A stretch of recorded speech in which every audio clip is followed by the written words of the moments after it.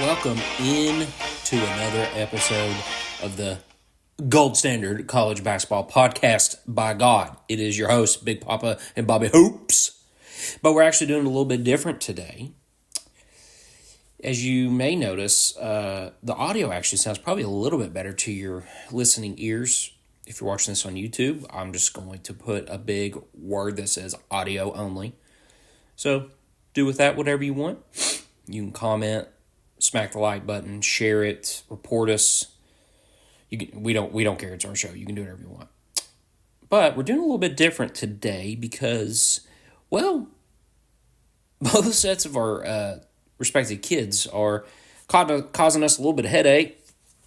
And we just thought, it's been a smidge over 2 weeks since we put out a little bit of content. And part of that is actually had to do more so probably with me. Just had some personal stuff going on and didn't feel like it was necessary at the time to try to pump out content, even though content doesn't sleep. It never has and never will. But in the moment, I thought, I'm human. Probably need to take a step back and not worry so much about the show at the moment. And so, yeah, we just hit pause, at least on the show, but we're back. Happy to be back. Love doing the show. So, yeah, you'll hear two parts. I'm going to lead us off here first, and then Bobby Hoops will jump in. Overall, topic-wise, we're pretty much going to do the same thing, which is we're pretty much just going to give you our own individual thoughts that would have been the same had we been recording in the same space together. We're going to talk about if we have anything when it comes to the overall college basketball landscape. If we got anything that's been sticking out regarding the SEC, anything jumped out to us on that, and then our respective teams. Talk about the Cats, talk about the Vawls. So, yeah, should be a good old time. So, if you want to turn your clock back to February 7th, we'll jump into a little bit of college basketball, big landscape. I was going to say some oddities, but what doesn't seem like, if anything, odd at all, and has been maybe the most consistent thing, is top 25, top 10 teams still losing. And it's almost getting to the point it doesn't even matter if it's on the road. I mean, we believe, and we have said 100 times, that we think winning on the road in general is just tough. It doesn't matter if you're ranked. But in league play, if you are on the road, it is just hard to win. And it's kind of starting to show it's hard to win even at home when you're trying to hold court. When you go back to, there was one of them, one non-con game that Kentucky ended up crossing back on February 10th. They played Gonzaga. Gonzaga, coming from the West Coast, Spokane, taking a dub, 89-85. North Carolina had trouble. They ended up getting a win on the road at Miami, though. They win by 3, 75-72, Miami. Hadn't really been good. At this moment, they're 15-9, 6-7 in league play. Kansas sneaks out a win against Baylor. They're at home. Baylor had them on the ropes. Tennessee, back on February 10th, they struggled. Texas A&M handed it to them, 85-69. Arizona just the other night, they lost. They lost by 3 to Washington State. Washington State's good. They're ranked. I think they're ranked 20. They're in 20 somewhere. Friggin' Illinois on February 10th. They lost to Michigan State by 8 on the road. I'm just kind of flipping through ESPN. And I won't bore y'all to death, at least on the... we could sit here, you're talking about 2 weeks worth of, scores. That's a little bit unnecessary. We said it. Look, the people who are holding court, it's pretty much UConn and Purdue. Now, I know Purdue just went and lost on the road at Ohio State, but are you... It's almost like, should we have given Ohio State the classic coach is fired bump, where usually a team, no shock, they kind of get their juices up for the next game because they're all like, well, we're all we got. And the assistant coach or whoever the interim is steps in and is like, it's just us. It's us against the world. We love so-and-so even though they're fired. In this case, again, it was the Ohio State coach. We got to take it to him. Purdue's coming to our house. Like, we ain't losing. So, go figure. They win.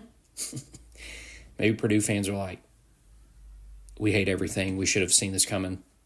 That, of course, the team we're playing and we end up losing to was the team that friggin' fired their coach 2-3 days prior. So, I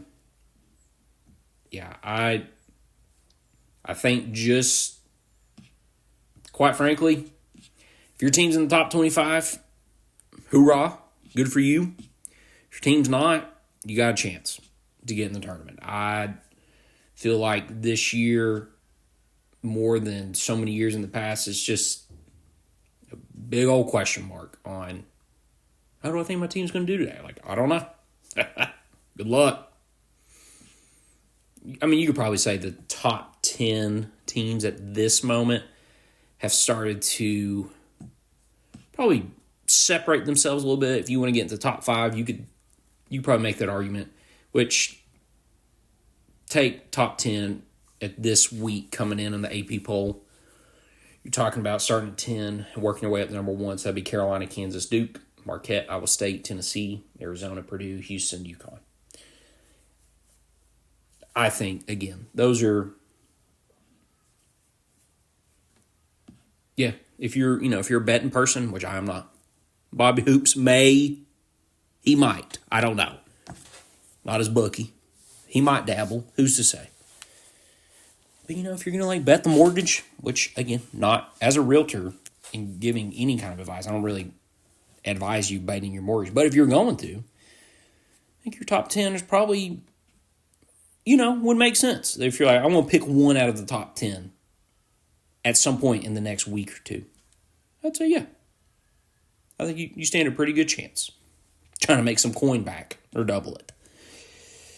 So with that said, don't come after me if you bet a bunch of money on games. I will not be held liable. This is your disclaimer. I am not a bookie or a betting advisor, so don't blame me. Not my fault. I don't really have any other big sweeping thoughts about NCAA other than, or just college basketball landscape, other than it's absolute banana land. And when you think somebody's just going to figure it out and completely put things together,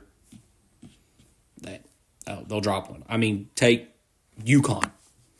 Friggin' lose the other night against Creighton. And, I mean, they got pummeled. They lost 85-66. Guess what? Conference game on the road. So, yeah. I think that's about all I got. Around the league, SEC, teams that are separating themselves at this moment. Talk about Bama, Tennessee, Florida starting to get a little frisky. Yeah, a little frisky. Maybe Florida's better than we thought. South Carolina, but they took 2 back-to-back losses the other night. What the frick are they doing? Let's see. Yeah, Bama's 11-2, Tennessee's 10-3. You've got Carolina and Auburn tied for third at 9-4. You got a 2-way tie, 4th place between Florida and Kentucky. Not really sure since you split that one who gets the upper hand. I believe that falls to who would have the overall better record entering conference tournament play. Which at this moment they both ironically have the same record at 18-8. South Carolina, Auburn at third. Carolina's 21-5. Auburn's 20-6. With 5 games left for everybody heading into the weekend, you'll probably see somebody or two. I find it hard unless Kentucky upsets Bama at home. You could get a little squirrely because at that point you're starting to talk about Tennessee taking a 1 seed in the conference tournament and they hold the win over Bama. Who else? I think the rest of them are. Literally. We could get absolutely. If you were talking about wanting to get weird, it could get weird over the next 5 games, and maybe we should just expect it that it's gonna get weird, baby. Yeah, because everybody's, a game or two within each other, and it comes to taking a friggin' seed line. I mean, obviously everybody wants a top 4 because you get a double bye. Then you only play Friday, Saturday, Sunday, assuming your team keeps winning. Championship game on Sunday. Conference tournament starts on a Wednesday, which it's going to be another Super Bowl for me. Vanderbilt, Missouri are going to be playing each other in that one. I can't wait. I live for Wednesday night SEC tournament basketball. I mean, it's just the sweetest. It's the worst 2 teams in your league going head to head. And, can get weird when it gets March. Next week. God, come on, baby. This time next week, it'll be March 1st. And I mean, get your cutout basketball heads and put them on. Cut the eye holes out. It's going to get absolute nutty. I'm here for it. We've been living that life since November, the sicko life. But come March, everybody's all in. So, yeah, that's going to be... It's going to be so much fun. I can't wait. Even despite how I really feel, which, I'm going to get into here pretty soon. Speaking of league play, let's look at Saturday's slate real quick. So, starting off, you've got Missouri at Arkansas. I know Missouri hasn't won a game yet in league play, but could it be on the road in Fayetteville? Maybe. Vandy in Florida, down at the O'Connell Center in Gainesville. I'm going to say Florida probably handles that one pretty good. Carolina, Ole Miss. That'd be fun. Chris Beard's team. They've been struggling the last couple of games. If I was to pick, I'd probably roll with Ole Miss just because Carolina's so fun. Like, I don't know why Lamont Paris, it's a philosophy thing, but they play that Wisconsin style of ball, like I said before, so they really want to eat up the clock, run sets, chew into your possessions. They want to keep it low. High on execution. I think they're at the 1.45 points per possession, which is pretty daggum good. So I'm going to take Ole Miss. Just get squirrely. Why not? Have some fun. Auburn at Georgia. Oof. I'd probably roll Georgia. Auburn hasn't been that good on the road the last couple of games. They got absolutely throttled by Florida. That was one where I thought they were going to lose by 30 plus. Yeah, go Georgia. See what happens. Got Mississippi State and LSU, a nightcap game. God, just love looking at LSU right now. Recency bias. I think I take State. Yeah, take State. Texas A&M, Tennessee. Talked about that a couple minutes ago. A&M won that one in College Station. Probably take Tennessee. Texas A&M. When they're bad, they're bad. When it comes to shooting wise, basically, if their guards aren't playing good, they don't score a whole lot. They're great elite rebounding team, so they get a lot of second chance points. But Wade Taylor pretty much has to carry the team. By the way, scuttlebutt. Wade Taylor. I may have said this on the show before. Don't be shocked if he transfers. You heard it here first. Then probably primetime game, Bama, Kentucky. 4 o'clock tip, CBS, Upper Rupp. Let's get in Kentucky real quick before I maybe give a quick decision on the game. I think that one's just straight up probably going to be first to 100. So, Cats leading up to the buzzer beater loss Wednesday night down at LSU. It won back-to-back games, 2 best defensive outings. Handle Ole Miss at home. Go handle Auburn on the road, which, leading up to today, that's probably, it was their best road win. Well, it was. I know they won at the road at Florida, but the only other games they won, if it was on a neutral site or at home, that's definitely one of their best wins. Some could say it was their best win. yeah, you start to think maybe we're getting somewhere defensive-wise, and just go crap your pants when you go down to Baton Rouge. And I say that because I wish I was sitting here talking about a couple plays that stood out. But I'm not going to get on nerd talk in some of those games because you lost. And I think I'm having another, not having a crisis, but it feels like another come to Jesus meeting. Happy Lent to those who celebrate. It's a good time. Of what's the state of the program friggin' situation once again. You thought you were getting somewhere with wins against Ole Miss and Auburn, 2 in a row.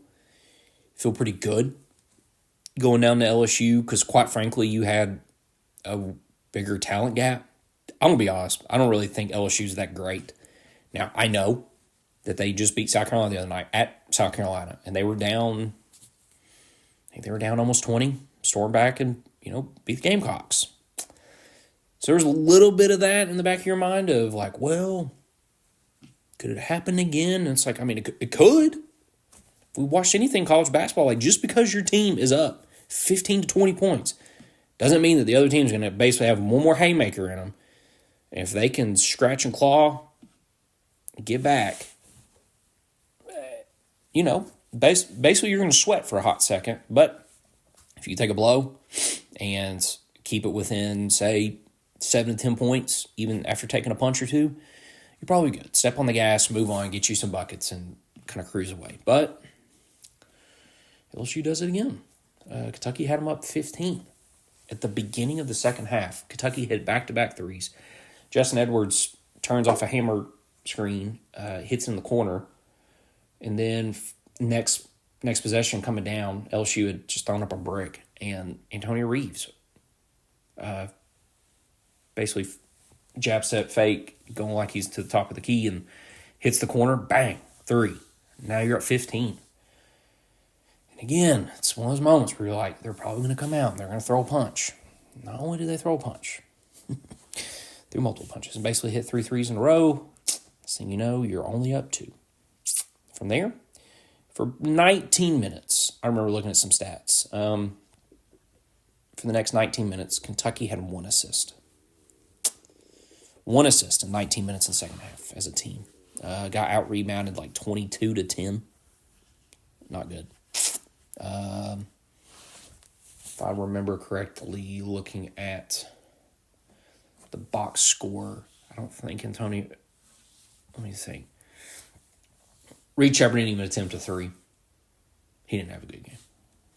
Dillingham and Antonio Reeves were your bright spots, and unfortunately they get thrown in the trash can once again. It feels like Dilly's had multiple games where he's went absolutely nuclear in a short amount of time. And he gets canned because they pee down their legs and manage to not extend a lead and put people in the dirt. Antonio went for 25. In the second half, he had a couple buckets. Don't think he had but 2 or 3 threes he shot. One of those being early in the second half. Dillingham had 21 points in 10 minutes. Unbelievable. And you thought he had won the game there at the end. Hit a just NBA-level sidestep, dude in his face, long 2 for a money bucket. Still a couple seconds left on the clock. LSU goes down. They get a block. In the wacky nature of college basketball, the ball lands back in Jordan Wright's hands. As he's going back out of bounds, he throws it just in the lane, hoping somebody will grab it. And the guy, funny enough, guarding Dillingham, that Dilly had put that shot in his eye, was at the corner of the three-point line, head curled all the way around, made a cut to the basket. Nobody stopped him. Dilly, everybody was ball watching in that moment to begin with, but Dilly looked like he was about to break away towards the other basket as if, would you think they're going to throw it to you down court and you're going to get a layup out of it? Onienzo's just watching the ball, I mean, my man's 7'1", 7'2". If he even moves a step towards it, he can get it, knock it away. Nope. Nobody gets in front, boxes out, guy gets it, boom, ball game. So, state of the program. I mean, it feels like, I actually read an article on KSR. One of the beat writers actually put it pretty well.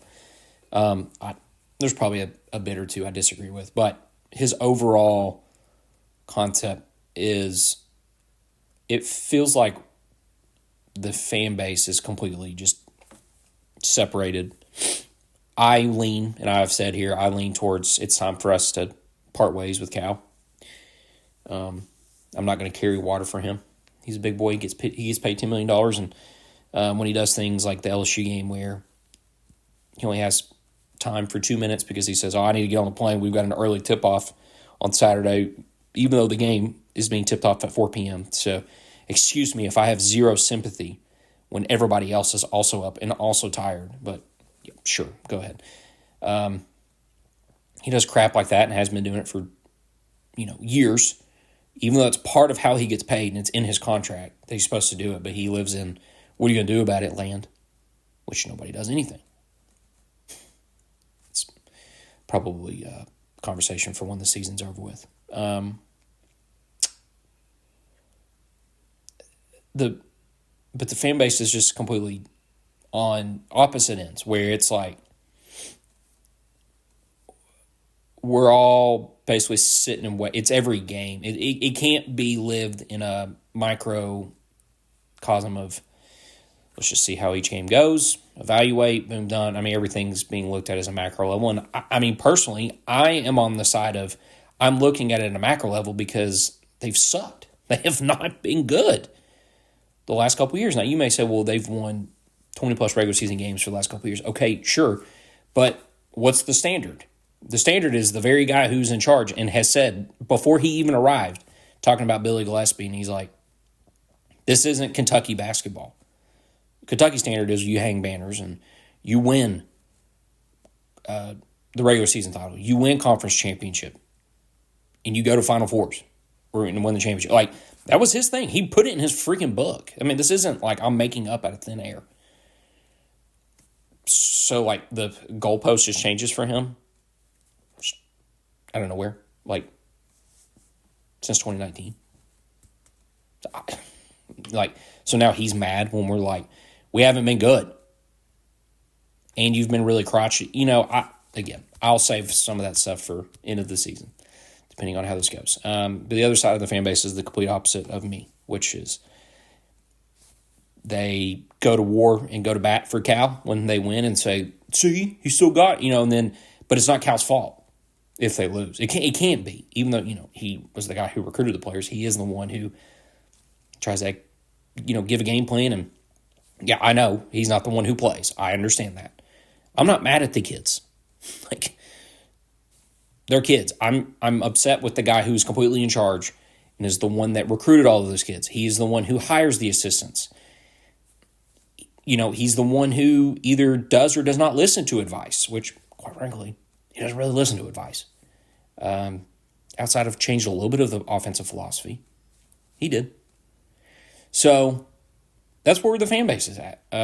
Some people, I'll give them credit, they kind of live in the middle. I used to. I'm just not. I'm not there anymore. I'm going to try to enjoy it. I hope they make a run. And I hope that Cal gets to have a Ric Flair type level of send-off and double middle fingers, told you so. He can go freaking take a bus tour for all I care if they make it to the Final Four or win the whole thing. Talk your as we would say. Say it. Say whatever you want. And personally, I hope he would just leave. But if he doesn't, man, I'm telling you, I feel like Lexington is just going to be on fire. It's not going to be good if they lose in the... I mean, if they don't make it out of the first weekend, it's going to be... It's just going to be awful. Because my man don't want to leave that money on the table that he's got left in his contract. Kentucky don't really have that money to pay him a buyout to leave unless He says, okay, you can pay me at a massively reduced cost. But you don't want to do that. He's got 33 mils sitting there. So why would he want to take less? So it'd probably leave you in a position where we're like, cool, we're stuck with each other. Nobody's happy. You're not happy with the fan base. The fan base ain't happy with you. Outside of the few people who want to carry the water for you. So yeah, I've done a lot of ranting. I knew I would rant more so on the Kentucky stuff. It's game by game. 5 games left. Hope you went out. I'm just assuming you're not going to get a double bye in the conference tournament, because I think that there's a really good chance that they could just drop another game or two. Let's see. So you've got Bama, Mississippi State, Arkansas, Vandy, Tennessee. I have a weird feeling that they'll win against Bama at home, even though I think it's first to 100.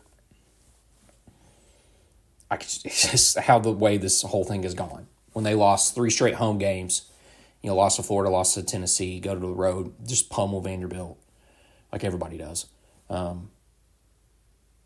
Lose at home to Gonzaga, but then your best 2 defensive outings, you beat Ole Miss at home, win at Auburn, and then you win this stupid fluke game when you should have never blown a 15-point lead to LSU, and you lose at the buzzer. I have a feeling they'll beat Bama at home. At Mississippi State, I'm actually pretty nervous about that one. I wouldn't be shocked if they dropped it. Drop Mississippi State, beat Arkansas, beat Vanderbilt, then you go at Tennessee to finish off the regular season. At this point,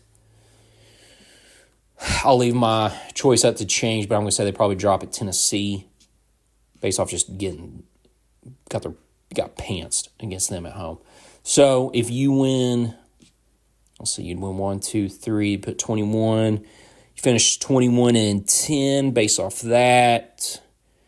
You go and finish 11-7 in conference. You might get lucky. Get a 4 seed. That would depend on basically what Florida, Auburn, and South Carolina do.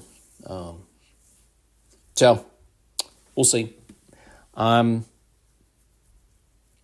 don't know, man. It's weird. This is the most talent Cal has had in years. We'll see what happens. But for now, we'll turn it to my boy, Bobby Hoops. Take it away, sir. Hey, thanks, BP. Thanks for throwing it over to me. I don't know if you just threw it over to me, because I'm recording by myself, sitting in my front room with my dog Finn while he sunbathes. So I'm just gonna act like you just threw it to me, as if we were doing this live. But circumstances have changed that today. So yeah, what a seamless transition by Bobby Hoops here. I'm gonna hit you with my 3 things. Things I've been thinking about. Things that I'm kicking around in my head as I think about as we just are dangerously close to March. It's a lot to take in right now in the college basketball world. A lot to take in for myself with Tennessee. Obviously, I can't help it. I feel this isn't really one of my 3 things. This is like a half a thing. I feel for my co-host. I feel for you, Big Papa. I used to just absolutely detest Kentucky basketball. Just couldn't say one nice thing about it. I still don't really have anything nice to say about it. I've been to Rupp Arena, and I've had the ice cream cones. Those are pretty good.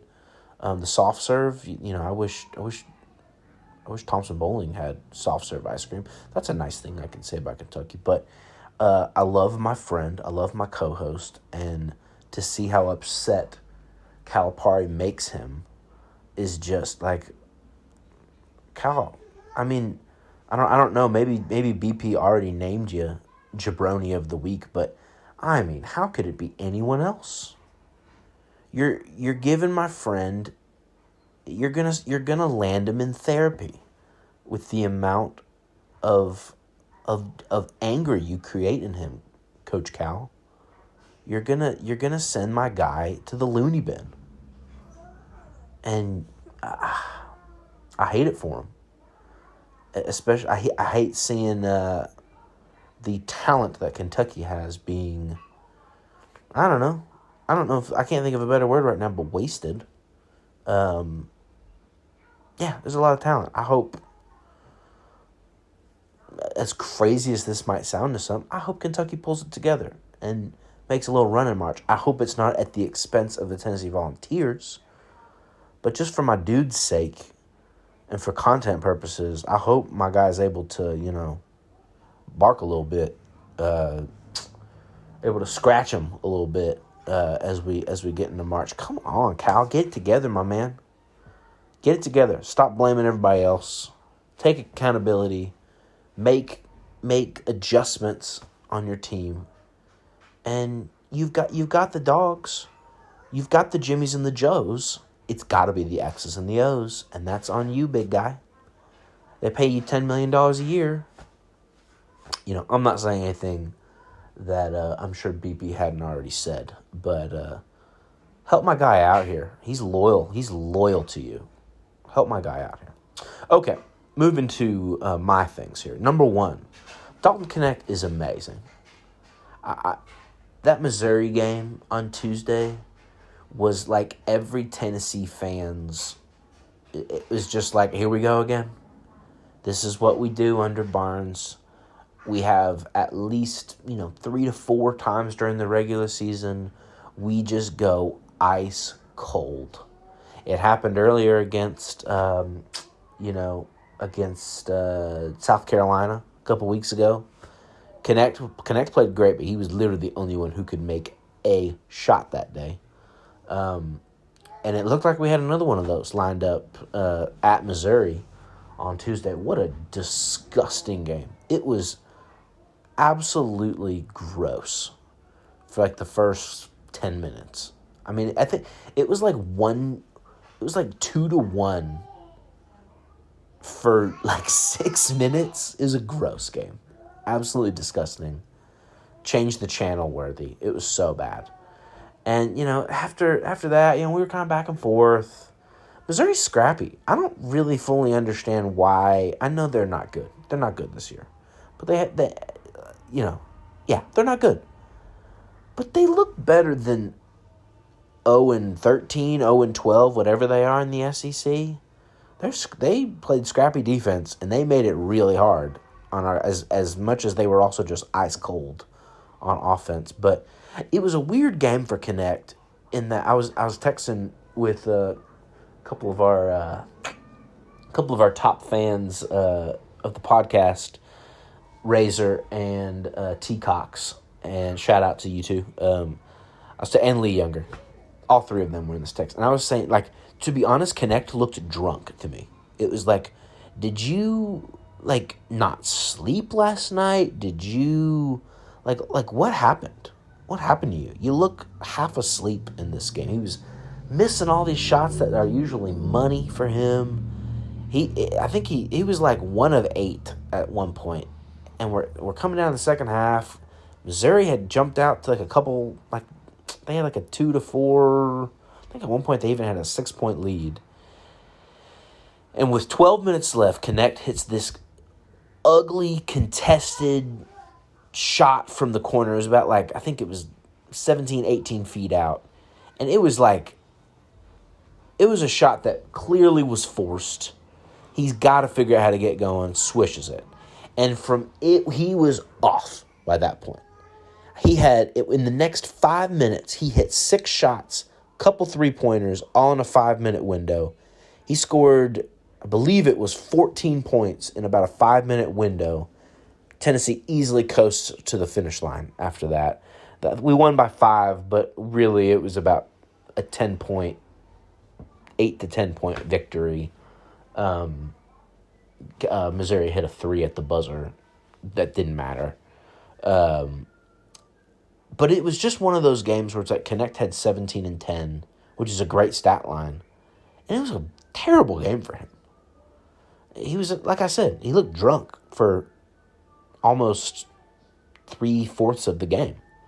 But when it mattered and we needed buckets, he got one to fall and was like, all right, it's my game now.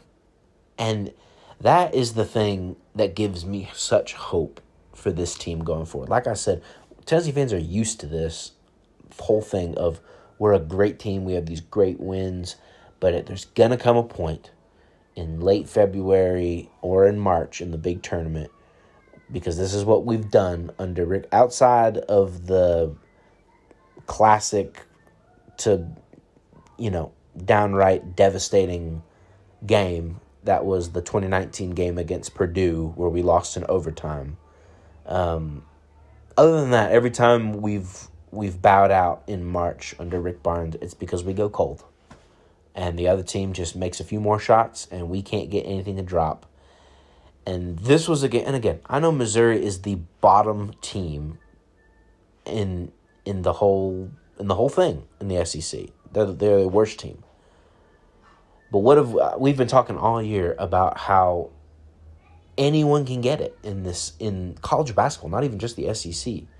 And Missouri was scrappy, and they made us work really hard.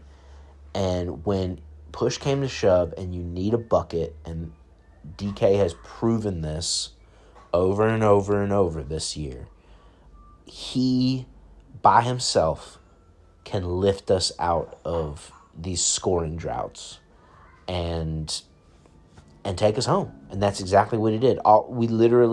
He was great for 5 minutes in this game, but it was the difference. And it pushed us out. And I won't say that he was the only difference. Adu and Awaka both played fantastic. We match up well physically with Missouri, and both of those guys had double-doubles. Awaka had the best game of his career. I think he had 18 and 10, 18 and 11, something like that. And they were even pointing out during the game, the color commentator, Dane Bradshaw, of VFL, Dane Bradshaw, pointing out Connect kept driving to the hole, and even if he was missing these layups, he knew, and Awaka and Adu knew, that if he misses the layup, a contested tough shot layup, there's almost a guarantee, at least a really good chance that Awaka or Adu is going to clean it up, get the offensive rebound, put it back up, and score. And they both, combined for 30-something, almost 40 points between the two of them. And a lot of it came on layups and offensive rebounds. And so it was a great team win at the end. Where, like I said, really, it came down to about a 5-minute swing for this team. And a lot of that was just Connect being like, all right, enough of this. So he can do that. And he's an older, mature player. So come March, and also with the addition of having Ziegler this year, who we didn't have last year in the tournament, I just feel like this team is better equipped at the positions that matter, and having a go-to guy who can put the team on his back offensively. I feel really good about that going forward. Number 2. The SEC regular season race. It's looking right now that it's going to come down to Tennessee and Alabama. Auburn and South Carolina are 2 games behind. Tennessee's 1 game back right now. I think if you've been paying attention, at least in terms of the regular season title, Auburn and Carolina probably aren't going to do it. I mean, Tennessee and Alabama would have to kind of crumble down the stretch for either of those teams, I think, to really have a legit chance. But they're there. And it's definitely not out of the realm of possibility. But Bama and Tennessee should come down to one of those two. Like I said, Alabama, they're a game up on Tennessee, but Tennessee also has a win over Bama so far. We crushed them in Thompson-Boling Arena about a month ago. And so both teams have 5 games left. Just read through it real quick. This weekend, Tennessee plays versus Texas A&M at home. Then we have Auburn at home, middle of next week. Then we're at Bama next Saturday, at South Carolina the following week during the week, and then we finish the following Saturday with Kentucky coming to Knoxville. Bama, on the other hand, they are at Kentucky this weekend. They're at an Ole Miss who looked really good earlier in the year, but have since lost 4 of their last 5. They're kind of stumbling down the stretch here. Then they host UT at home next Saturday. At Florida, which Florida has been surging lately. They lost this past week in overtime at Bama, but they're looking really good. They're surging up a lot of the bracketology boards. I mean, a lot of people are saying that they're about a 5 to 6 seed right now, which they did not start out that way this year. So Florida's getting hot at the right time. And then let's see, Bama, they finish at home against Arkansas, which Arkansas is not very good this year. So down the stretch for us, for Tennessee, it feels like of that 5, like I said, A&M, Auburn, at Bama, at South Carolina, and then Kentucky at home to finish. Feels like we can only really lose one of those 5. And it feels like it if we're going to lose one of those 5, which all those games are winnable for us by definitely. And if we're going to lose one of those games, we really need it to not be at Alabama, because if we're going to be tied record-wise with Bama, assuming Bama only loses about 1 as well, I think their schedule, it's a little favored, their schedule versus ours down the stretch. But if we can have the tiebreaker and having 2 wins over Bama, that would be huge for us going forward. But so I like our chances. I feel good about playing A&M.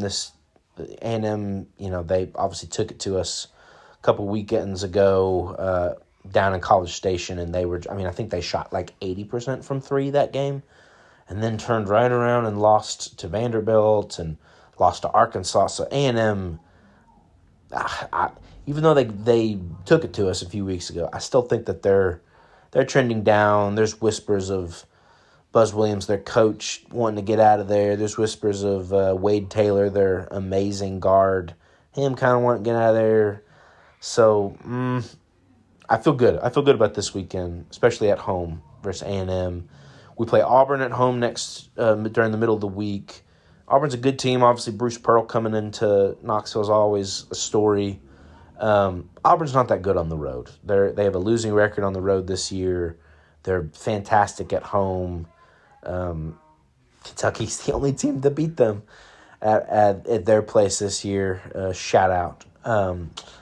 But yeah, I feel pretty good. I feel pretty good about our chances against Auburn. At Bama will be the big game. That's been a place that sometimes has been hard for us to win in, down in Tuscaloosa. But I think we match up pretty well. Obviously, we crushed Bama earlier in the year, but they didn't play very great. So that'll be the big game. I think we'll crush South Carolina in their house. South Carolina's they got up to 11 in the AP poll early last week, and then they got absolutely throttled by Auburn down in Auburn, lost by 40. And then surprising bad loss at home versus LSU, lost by 1 this week. So Carolina's starting to skid a little bit. I think Tennessee's going to come into town that week and just want to crush and get a little revenge for that terrible loss in Knoxville a couple weeks ago. So yeah, I feel pretty good about that going forward. Yeah. And then we finish with Kentucky at home, which I gotta say, sorry BP, I feel pretty good about our chances with the way things are going for Kentucky right now. But Kentucky has definitely in the past come into Knoxville and taken the wind out of our sails. So it's definitely a possibility, but I feel pretty good about it right now. And finally, number 3, I was thinking about, usually at this time of year, especially, going into the conference tournament and heading into the big tournament in March, you want to know as a coach, or at least I can imagine. I've never coached at the D1 level. I coach high school civic league. But as a high school civic league coach, I want to know at this point in the season, so I can imagine Rick Barnes feels the same.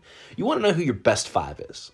the best 5 guys to where, like, push comes to shove, we need a win. Who's our best 5 out there? And it might not be the same guys that start, because I think at this point Barnes is pretty set on the 5 starters every night is pretty much going to be the same. But it doesn't mean that those 5 have to be the finishers of the game. And I feel kind of funny about this lineup because I was thinking about it during the Missouri game because this 5 was out there and I was like, I like this. This is like right now who I feel most comfortable with. And I felt kind of weird about it because that 5 does not include our 2 fifth-year seniors in Josiah Jordan-James and Santiago Vescovi, which it's been a long time since neither of them were in a place where they needed to be out there and they needed to be playing well for us to win. But right now, they're both just not giving us hardly anything offensively. And there are other guys who are, at this point of the season, playing better offensively and to me have earned their spot now. Like, Josiah's a really good defender, so he's not going to be on the bench a lot. But Vescovi's, little by little, he's seeing the bench more. And that's because I just don't understand why he can't be more aggressive on offense. Now he's missing threes, and he's even shots that he's wide open for, which are usually money for him. I don't know. I don't really know what's going on with him, but he doesn't really give us much on defense because he's not as athletic as a lot of the guards that we've played in the SEC. So obviously that's where Josiah, it is hard to take him out because he is a good defender. But I think the 5 I'm thinking of, Ziegler, of course, Jordan Gainey, who, man, you just wanted to pull your hair out in the middle of the season. He's supposed to be this big transfer guard that we have who's lighting it up at South Carolina Upstate, and he just looked lost. And since the Bama game, he's been in double figures 4 times. He's hit some big threes in a couple close games. He's a better defender than Vescovi is. And I think he's a smart player. To me, it's easy. I'd swap those 2 in a second right now. And it's like, well, I can also feel good having a 5th-year player who's been in big games, even though he's not playing great right now. Knowing that I've got Vescovi on the bench, I feel great about that. So then the 3 obviously connect. If I can never take him out, I would be fine with that because he just is incredible. And I honestly, there was a moment the other week. I think it was the Vandy game or I don't remember which game it was, but I had a moment to myself where I was sad thinking about the fact that I only get a year of this guy because he's just incredible. So anyway, obviously that's a given. Adu has been most improved player on the team. He's playing great basketball. Has a couple nights where he is missing shots, and like I've said all year, he kind of struggles against the bigger physical centers in the league. But for the most part, Adu's been as good as it gets for us and has so heavily improved. And at the 4th spot, give me Tobe Awaka, which that's not like, I'm not saying anything groundbreaking here, but he looks like he has a lot more confidence on offense, and he's making free throws. He's so physical. To me, since the Kentucky game where he got into that scrap with, BP, which Mitchell, I think, and Mitchell kissed him. That whole little scrap in the middle of the Kentucky game, Tobe's been great since then. And at certain points, I know, especially in basketball in 2024, you don't really want to have 2 kind of big lumbering big guys on the court in having Adu and a walk out there at the same time. But Adu is a little more athletic, and he can step out and make shots to kind of spread the floor out a little bit. You want space for Connect to work and for Ziegler to work. But I like this. I like the idea of pick and rolls with Adu and or Awaka with Ziegler and freeing up space for other guys. Right now, I feel that's the 5 I feel most confident with out on the court. In terms of having guys that can score, guys who can rebound, and guys that can play defense all at the same. I feel pretty good. And then obviously you're gonna fill guys in There's other guys I would like to see the court a little more. Caden Carr's being one of them. He's pretty explosive and not afraid at all of pulling from anywhere on the court, which that ain't a way to earn your way out there for Rick Barnes. But right now it seems like that's the seven that is going to be getting a ton of playing time. Is Ziegler, Gainey, Connect, Awaka, Adu, and then if I had it my way, Vescovy and Josiah coming off the bench, and they're both going to play a lot because they're like I said, they're smart players, and they are, for the most part, at least not a negative. Now, if we need points, they've been a negative, but for the most part, we've got enough offense elsewhere. So, yeah, there's my five, or there's my five in the lineup, and that's the end of my three things. I guess that's it. BP, I think I'll just a quick jabroni of the week. Calipari, take accountability for when you're the big man. Take accountability for when things go wrong. That's on you, big dog. Dog of the week goes to Big Papa for not driving up and vandalizing Calipari's house. What way to restrain yourself. You get dog of the week for that mature level of restraint. But yeah, that's the show. Thanks for listening to this kind of weird BP talks for a long time, and then I talk for a long time, and then we leave, and that's what we're doing right now. We're going to leave. I'm going to go. Thanks for listening to Gold Standard College Basketball Podcast. We love you. We'll be back, hopefully in person next week, at least us talking to each other like normal human beings. So, love y'all. March looms. Love it. Bye.